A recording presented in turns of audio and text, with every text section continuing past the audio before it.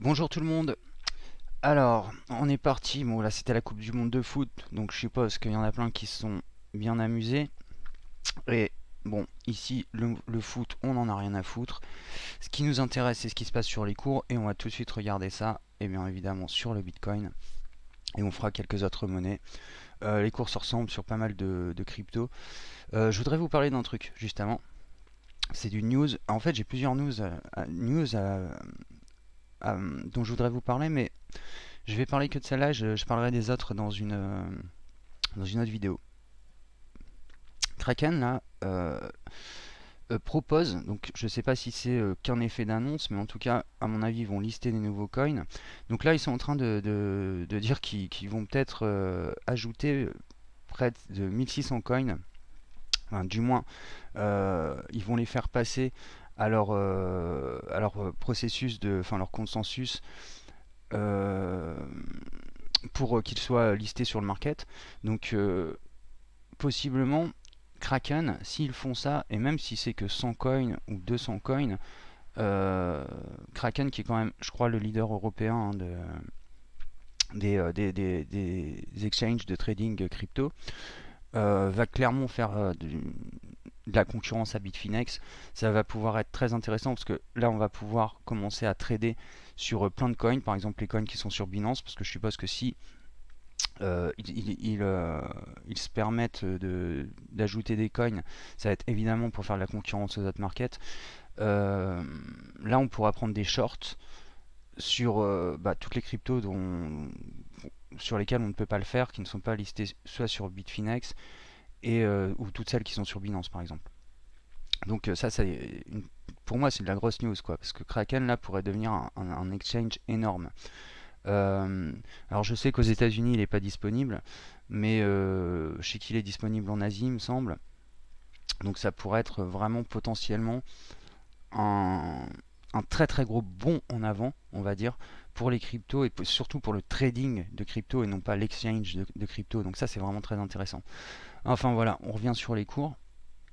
Alors sur le Bitcoin, euh, donc bah, moi j'ai pris quand même une position ici. Là on est dans un truc qui va être lent, honnêtement. Je l'avais dit il y a plusieurs vidéos que quand on arriverait à ce schéma ici, sur la remontée du triangle, ça allait être lent et lourd, et c'est exactement ce qui se passe, hein. Il n'y a pas beaucoup d'activité sur les cryptos. On trouve quand même des acheteurs, donc ça c'est assez intéressant, mais c'est pas non plus la folie. Ok. Bon là c'est intéressant, on était dans ce petit... Allez, on va passer en une heure, c'est plus simple. Hop. Ok, on était sur ce petit rebond. Voilà, on voit qu'on a méché hein, là sur les 6100, etc.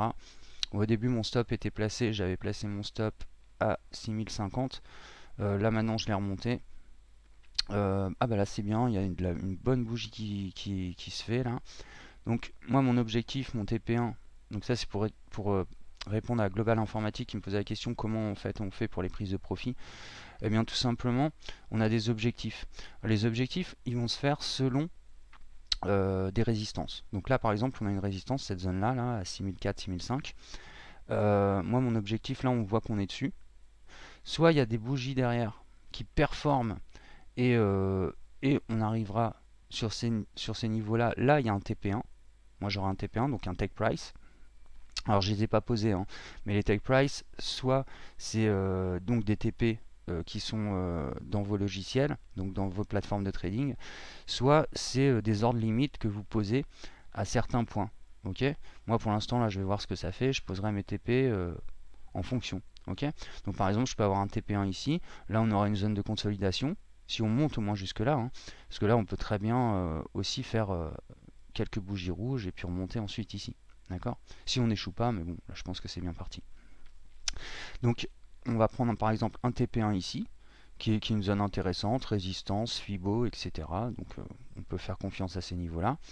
Et vague 4, on laisse couler, on retombera certainement sur les 6005 et ensuite peut-être qu'on décollera ici et là en fait ça sera notre zone, notre TP2, donc notre zone, notre take price 2 où on prendra nos positions. Ça c'est intéressant. Ok, donc ça c'était juste pour te répondre. Et voilà, donc sur le Bitcoin, bah là, ce qu'on peut s'attendre, c'est ce que je viens juste d'expliquer, en fait, tout simplement avec les take price, c'est qu'on puisse arriver à ces prix-là. En tout cas, ça, c'est mon premier objectif. Une vague de correction et une vague de hausse qui devrait nous emmener là-dedans. Bon, ça, c'est ce qui devrait se passer logiquement, s'il n'y a pas d'invalidation. Mais pour l'instant, ça a l'air assez correct, hein. Ça, c'est des patterns de retournement qui sont assez sympas. Donc, il n'y a pas de raison. Évidemment qu'on sera sur le haut du range. Ça va travailler. C'est pour ça que je vous dis qu'il y aura une vague ici. Soit on arrive, on le cassera vers le haut et on validera ce canal pour faire le pullback à 7005 et ensuite redégommer vers le bas.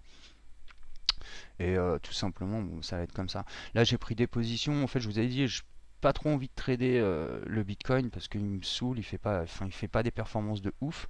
Donc, j'ai juste mis un petit trade là. Et sinon, en fait, je me concentre plutôt sur les alts en fait là. Donc là, je suis sur Neo, BAT et Stellar Lumens, il me semble. On va aller voir. Allez, Ether. Hop. Alors, Ether, toujours à l'intérieur de son canal. On espère qu'il casse, hein, très simplement. On a toujours ce triangle sur lequel on pourrait faire un pullback, possiblement pour repartir à la baisse, ou le réintégrer pour aller chercher ce haut du triangle. Bon, là, pour l'instant, c'est du wait and see, hein. Je suis pas comme un ouf sur Ether, je vais vous avouer. Je trouve que le graphique est pas mal, mais il a rien de très engageant non plus, quoi. Donc on va voir parce qu'on a cette trendline là, c'est quand même une grosse résistance, hein, mine de rien. Donc s'il échoue dessus, là, tout simplement, on continuera à évoluer à l'intérieur de ce canal là tant qu'il n'est pas percé et tant que moi j'ai pas de validation qu'on sorte de ce canal ici. Il y a voilà quoi, ça je vais le virer, il n'y a plus d'intérêt. Hop. Donc voilà, pour l'instant on en est là, on est en train de faire un pullback, on va voir ce qui va se passer. Ok. Et vous allez voir qu'en fait cette configuration là qu'on a un petit peu sur le Bitcoin, je retourne vite fait sur le Bitcoin pour vous montrer un truc. Parce que évidemment moi mon plan, bon, je l'ai dit dans plusieurs vidéos, hein, je crois que vous l'avez compris, c'est que ici on vient de faire un pullback sur les 7005 et qu'on redégomme vers le bas. Et bien en fait vous allez voir que ce graphique se retrouve sur pas mal de monnaies. Donc on va voir un petit peu ce qui se passe. On a fait Ether, Bitcoin Cash maintenant. Bitcoin Cash pareil, on est dans un biseau. Il est venu faire un pullback dessus. Logiquement ça c'est quand même des figures haussières. Quand je dis haussière, c'est à court terme, hein, comprenons-nous bien. Je pense que là, on a une possibilité de faire un 1, 2, 3, 4, 5, c'est-à-dire en fait tout simplement notre ABC et peut-être. Donc là, on a une vague A. Hop. Ok, d'accord.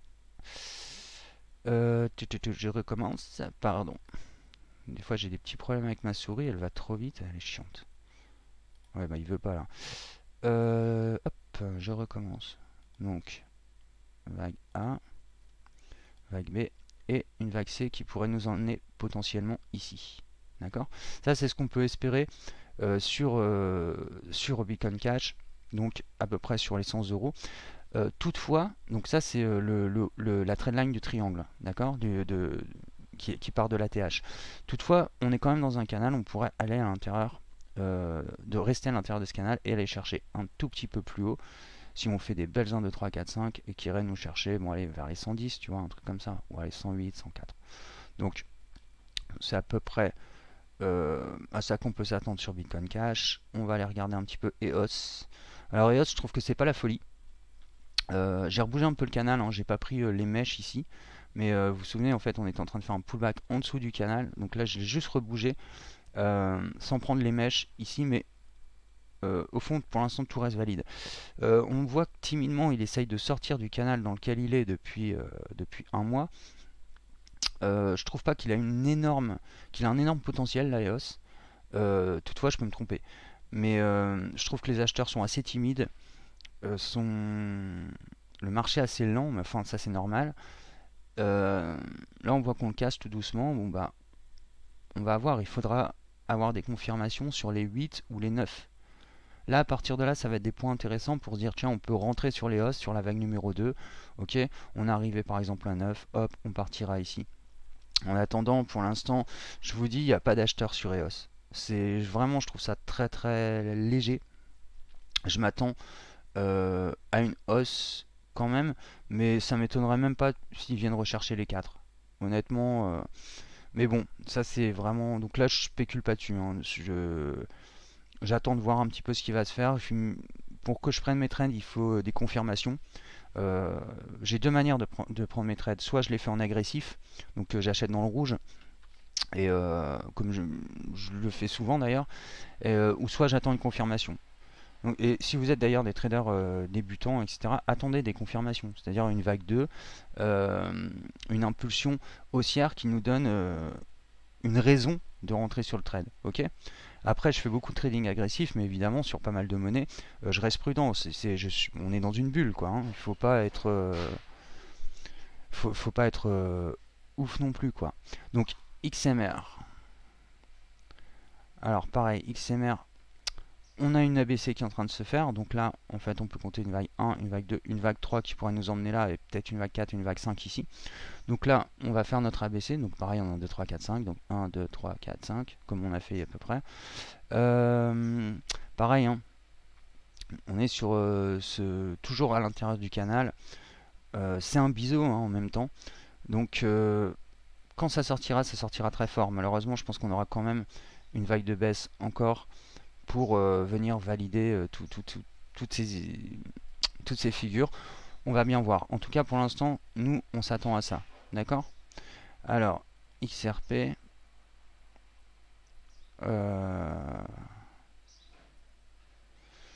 Bon, XRP, il est pas ouf non plus. Il est en train de se retourner. Donc ça, c'est pas mal. C'est une figure de retournement. Je m'attends à la même chose que sur Bitcoin, hein, sur XRP et sur pas mal de monnaies que je viens de vous montrer, c'est-à-dire un pullback ici. Ok. Donc là, on devrait refaire une hausse dans les 15 jours, 3 semaines à venir. On est sur des cycles de 28 jours là. Donc arriver sur les 0,5, donc les 50 centimes, et hop, redégommer vers le bas, faire notre dernière phase de volatilité, et ensuite on repartira vers le haut. Ok. Donc à moins qu'on casse vraiment vers le haut, ça c'est toujours possible, mais bon, moi je vois plutôt le pullback venir et une dernière vague de baisse. Allez, Néo, donc Néo, moi je suis dessus, donc il m'intéresse. Alors ce qui est intéressant, la Néo, c'est que voilà, on est dans un ABC, ils sont pareils, hein, les ABC c'est des 1, 2, 3, 4, 5 à chaque fois, donc là on s'attend encore à aller chercher le haut du canal, évidemment peut-être plus ici, ce qui serait cohérent avec le pullback, parce qu'on reste tout le temps sur cette logique de pullback, enfin du moins moi je reste sur cette logique là, parce que à partir de là je prends des positions en swing, hein, des positions très courtes qui vont durer 15 jours, 3 semaines, évidemment avec des take price, etc. Mais moi mon but ici c'est pas de faire plein de trades, c'est de chercher le meilleur moment pour trader, et mon meilleur moment sera ici pour dégommer à la baisse et prendre des shorts. Toutefois, on voit que sur toutes les monnaies que là je viens de vous montrer, on fait des W. Ok. C'est des figures haussières et c'est aussi des têtes épaules tête en réalité. Donc ça peut être potentiellement des figures de rebond. Après, il faudra voir. On s'adapte. De toute façon, le trading c'est de l'adaptation. Donc si réellement c'est une tête épaule tête par exemple ici, mais si elle s'arrête là, bon bah voilà, moi je prends mes shorts. Tant qu'on perce pas ça, je suis pas haussier. Évidemment, si on rentre et qu'on casse ça, là je rentrerai dans une logique haussière. Pour l'instant, je reste dans la logique de la bulle, de ma stratégie. Et ma stratégie, c'est de dire que voilà, on va rester dans ce canal-là et on va redégommer vers le bas. Dernière phase de volatilité, on ira sur les 14, peut-être même voir sur les 10 ou même plus bas, et pour reprendre ensuite. Ok. Donc, je sais qu'il y en a qui commencent à holder, vous avez raison, hein, c'est un très bon choix, on a des prix intéressants, mais si on a une dernière phase de volatilité, on aura aussi des prix encore plus intéressants. Donc c'est un risque, hein. Mais en même temps, si je me dis vraiment, si je me plante et qu'il n'y a pas de phase de volatilité derrière, bah c'est pas grave, je commencerai à prendre des holds ici. Ça, je suis pas non plus à 15% près, quoi.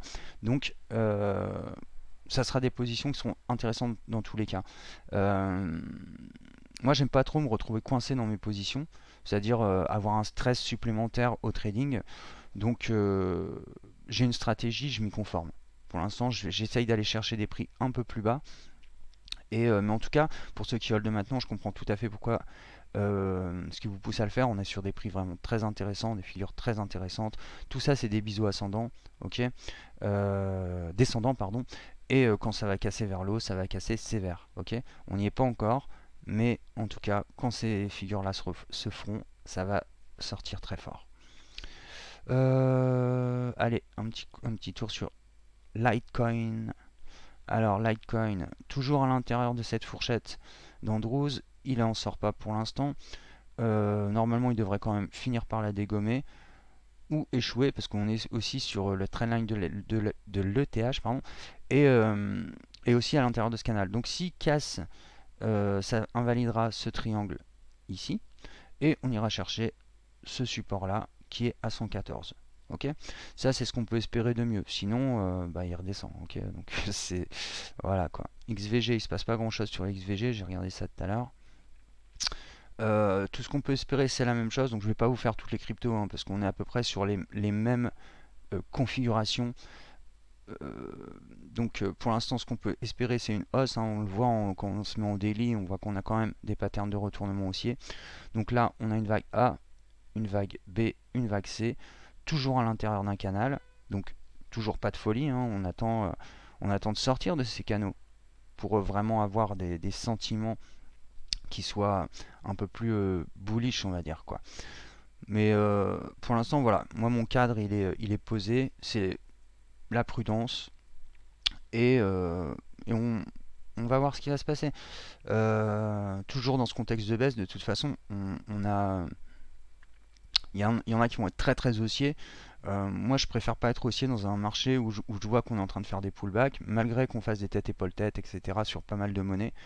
Mais voilà, c'est pas non plus des figures de retournement qui sont ouf à mes yeux. D'accord. Omisgo. Allez, je fais Omisgo et puis allez San parce qu'il m'intéresse et on va aller faire un petit tour aussi ensuite sur sur le papa il est où Edo. Non, Metaverse. Ok. On va aller tout de suite sur Metaverse d'ailleurs. On va aller voir un peu ce qu'il fait parce qu'il corrige. Donc, vous vous souvenez, ce coin, je vous en ai parlé beaucoup. Hein, je l'avais bien repéré. Hein. Il a fait 250%, les gars. Franchement, mon screener était bien réglé. Je les ai pas loupés. Tous les coins que j'avais sélectionnés, ils ont dégommé, quoi. Moi, évidemment, vous savez, j'étais sorti là pour une erreur, quoi. Mais pour ceux qui l'ont pris jusqu'en haut, les gars, putain, vous avez fait un super bénéfice. Évidemment, là maintenant, c'est le temps du short. Ok. On arrive sur Metaverse. On a une vague ici de première correction. Une vague 2, une vague 3 qui peut nous emmener potentiellement pour les shorters, là, hein, je parle. Sur les 1,18 ou les 1,30, les combien non? C'est 1,13 pardon. Donc oui, 1,18 et 1,13. Donc là, on a vraiment une grosse résistance, un gros support. Et en fait, si on dégomme ça, on pourra aller chercher. Alors ici, il y a une possibilité, hein, parce qu'il y a il y a un support ici. Donc soit sur les 0,9, mais s'il perce vraiment, on va aller chercher le breakout et on sera à 80 centimes. Donc pour ceux qui shortent, bonne chance parce que là il y a du potentiel. Ok. Dash. J'avais dit quoi? Un petit tour sur Dash, allez quand même. Dash, Iota, Omisgo c'est fait et San. Donc pareil, bon, vague B qui s'est fait bien plus bas sur le bas de la résistance. Donc moi je l'avais dit ici, mais en fait il s'est fait plus bas. Donc là on a tout le temps.